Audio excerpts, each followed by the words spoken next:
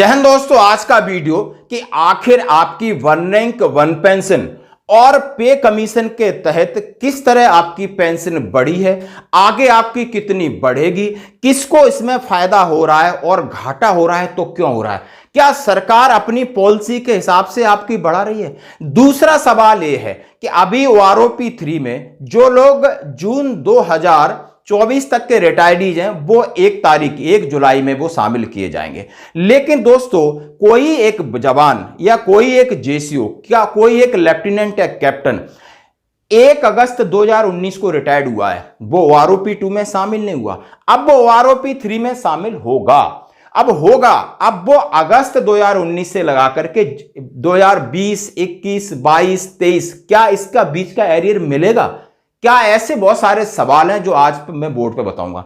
सबसे पहले मैं आपको बताऊंगा कि OROP 1 में आपको किस तरह बढ़ोतरी हुई, OROP 1 के बाद 7th पे CPC में किस तरह बढ़ोतरी हुई, फिर OROP 2 में क्यों बढ़ोतरी नहीं हुई, किसकी हुई और किसकी सीधी घटोतरी हुई। अब OROP 3 में किसकी बढ़ेगी किसकी कम होगी, आइए हम बोर्ड के ऊपर समझते हैं फैक्ट के साथ, सर्कुलर 555 के साथ, सर्कुलर 666 के साथ, 2.57 के साथ, नाउ OROP 3 जो पॉलिसी बन चुकी है इसके हिसाब से कितनी बनेगी। आइए दोस्तों समझ सकते हैं। जैसा कि OROP 1 7th पे CPs, OROP 2 नाउ OROP 3, यानी इसमें जो हमारी एक्सरसाइज है वो आपको समझाने के लिए सवाल है। OROP में कम क्यों आगे OROP में कम क्यों हो रही है जब तक बढ़ोतरी होनी चाहिए, क्योंकि नए वालों से पेंशन पुराने वालों को कंपैरेटिव किया जाता है और पुराने वालों को नए वालों से जोड़ा जाता है। बिकॉज नए वाला अभी सर्विस कर रहा है उसका 3% इंक्रीमेंट बढ़ रहा है तो उसकी पेंशन ज्यादा होनी चाहिए। यहां सारा उल्टा हो रहा है क्योंकि यह सरकार के दिमाग का खतरनाक खेल है और सरकार क्या दे रही है और क्या सोच रही है इसके बारे में बात करेंगे। सबसे पहले आपको रैंक सिपाही, नायक, हवलदार, नायब सूबेदार, ऑनरी नायब सूबेदार, सूबेदार, सूबेदार मेजर, लेफ्टिनेंट और कैप्टन। ध्यान रखना कुछ चीजें जो मैंने राउंड करके रखी हैं ये क्या प्रश्नवाचक है। आप सब पढ़े लिखे हो, समझदार हो, इतने दिनों से एजुटेशन चल रहा है। आप सिपाही नायक हो लेकिन दूसरों का भी आपको देखना होगा। आज पूरा वीडियो अपने हिसाब से नहीं, थोड़ा सरकार के हिसाब का, सरकार खेल क्या खेल रही है। सर्विस हमने लिखी 17, 19, 22, 24, 26, 28 जिस तरीके से। अब मैं सर्कुलर 555 जो आपको 1 जुलाई 2014 में जो आपका रिवीजन हुआ उसमें सिपाही की थी 6,665, 19 साल वाले की 6,783, 22 साल वाले की 7,170, 24 वाले की 7,808। हवलदार की आप इस तरीके से है, मैं बताऊंगा। सपोज करो एक नायक है जिसकी 7,170 थी। अब जब 2.57 1 जनवरी 2016 से उसकी 18,427 बना दी, OROP 2 में उसको बढ़ाकर 20,107 पे फिक्स कर दिया। करेक्ट बात है, ये OROP 2 तक का ये सफर है, आगे बात करेंगे बात की बात। इसी तरीके से एक और ले लेते हैं, नायब सूबेदार ले लेते हैं 26 साल वाला, इसकी 10,405 थी, 2.57 से 26,741 हो गई ना। अब जब ये बताओ फिर OROP 2 में 24,825 क्यों होगी भाई? बढ़नी चाहिए ना। आप 5 साल में, यानी ये 1 जनवरी 2016 में इसकी 26,741 फिक्स की और फिर OROP 2 है जिसको आप समझ सकते हो 2019 में लागू हुआ है तो 2018 का बेस ईयर लिया है, तो फिर ये कम क्यों हुई? मेरी बात समझ रहे हो, कम क्यों हुई? सूबेदार अब इसकी 10,742 है 555 में, सही बात है। 2.57 से 27,607 है, फिर इसकी कम हो गई। इसका मतलब क्या है कि पुराने वालों की ज्यादा है, नए वालों की कम है, तो फिर ये कौन सी OROP है? ये कहां से आया, क्यों गलती इतनी बड़ी हुई? आइए थोड़ा और चलते हैं। सूबेदार में चलिए 31,529, अब उन्होंने 29,700 कर दी। क्यों दोस्तों? ये जो प्रावधान था जो मैक्सिमम नोशनल मैक्सिमम का है और मिनिमम का एवरेज का कोई प्रावधान नहीं है, ये सरकार अपनी मन गढ़ंत कर रही है और ये सबसे बड़ा दुखदाई है और सबसे बड़ी विसंगति है। आप सूबेदार 30 साल का 32,663 ले रहा है बंदा, कब ले रहा है? 1 जनवरी 2016 से। क्यों ले रहा है? एक्चुअली वो ले रहा है OROP 1 से, क्योंकि यहां कुछ नहीं हुआ, वहां तो 2.57 से सब गुणा किया है, यहां किसी रैंक स्ट्रक्चर के हिसाब से नहीं है। और यहां पर इसकी तनख्वाह थी ये पेंशन सही थी, इसमें 2.57 का गुणा किया और फिर मतलब आप पीछे से कितनी घट रही है इसकी, आप समझ सकते हो। 2006 से इसकी लगातार घटा रहे हैं हम बढ़ा रहे हैं।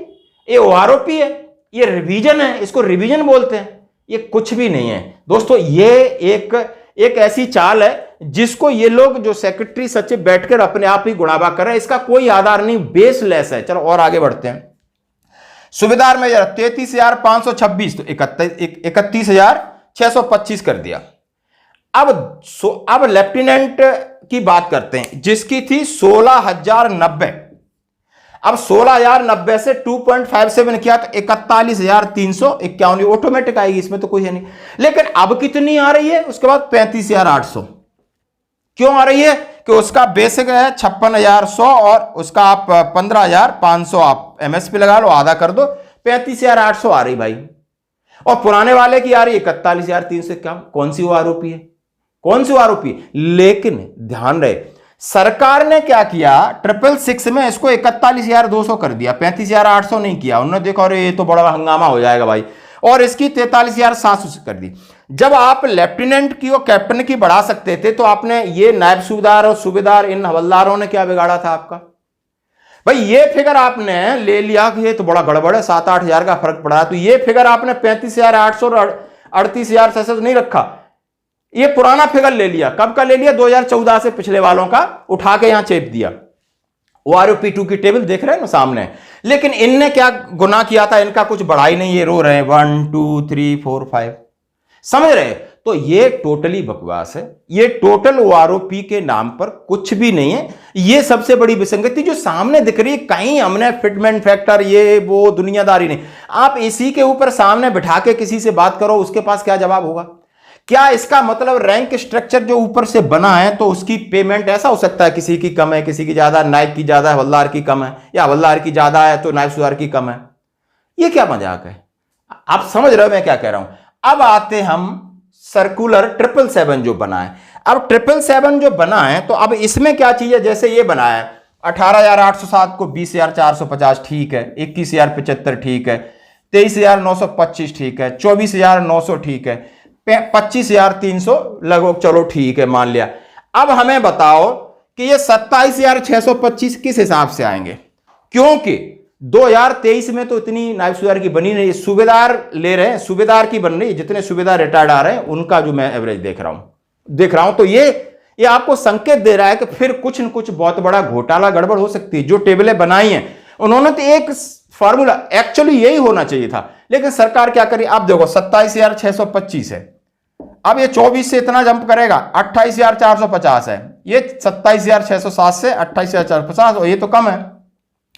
सूबेदार 31,529, 29,700, फिर हम 32,050 पे ले जा रहे हैं, 32,613, ये 31 कम हुई, फिर हम इसको आगे इस बार बढ़ा रहे हैं। ये सब बढ़ाने की कोशिश कर रहे हैं, क्या ये बढ़ेंगे या घटेंगे ये तो देखने वाली बात है। लेकिन लेफ्टिनेंट और कैप्टन के साथ फिर इन्होंने बढ़ा दिया, लेकिन इसका कोई आधार ही नहीं है कि किस हिसाब से बढ़ाया है भाई। वो 2023 का बेस ईयर लेते तो इतनी तो बनी नहीं रही, 2023 का बेस ईयर लेते तो फिर वही आ जाएगा 35,800 इनका।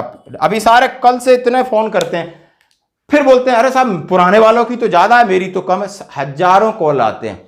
जो लोग नहीं समझ सकते उनके लिए वीडियो भाई यही है विसंगति, और इसी के लिए चल रही है एजिटेशन, और इसी के लिए सुप्रीम कोर्ट के पीछे घूम रहे हैं, इसी के लिए 3 रिटायर्ड जजों की मांग कर रहे हैं, इसी के लिए सरकार को बोल रहे हैं कि आपने अरबों रुपए हमको दिया है, लाखों करोड़ दिया है, लेकिन भाई इसको तो ठीक करो, कम से कम सामने चीज दिखे, वो तो सही दिखे कि नहीं ये सही है। देख के दुख होता है, और इसके लिए आपको यूनाइटेड होना होगा, जगना होगा, समझना होगा, अपना ही नहीं सबका देखिए। अब ये बात है, मैंने एरियर की बात की, तमाम बहुत सारे सवाल हैं इसके ऊपर, मैं अलग से इसका एक वीडियो बनाऊंगा। लेकिन आप ये समझ सकते हो कि ये जो बढ़ोतरी दिखा रहे हैं, ये इस बढ़ोतरी की कोई गारंटी नहीं है, क्योंकि बेस ईयर इन्होंने 2023 और मिनिमम मैक्सिमम लिया है। ये कहां से लेते हैं इसका कोई भी पता नहीं है। ये सेक्रेटरी सचिव लेते हैं, चेप देते हैं और भाई निकाल लेंगे, और आप उसको गीत गाते रहेंगे कि हमने 1 रैंक 1 पेंशन दिया, हमने ये दिया। लेकिन 1 रैंक 1 पेंशन की जो बेसिक कॉन्सेप्ट है उससे बहुत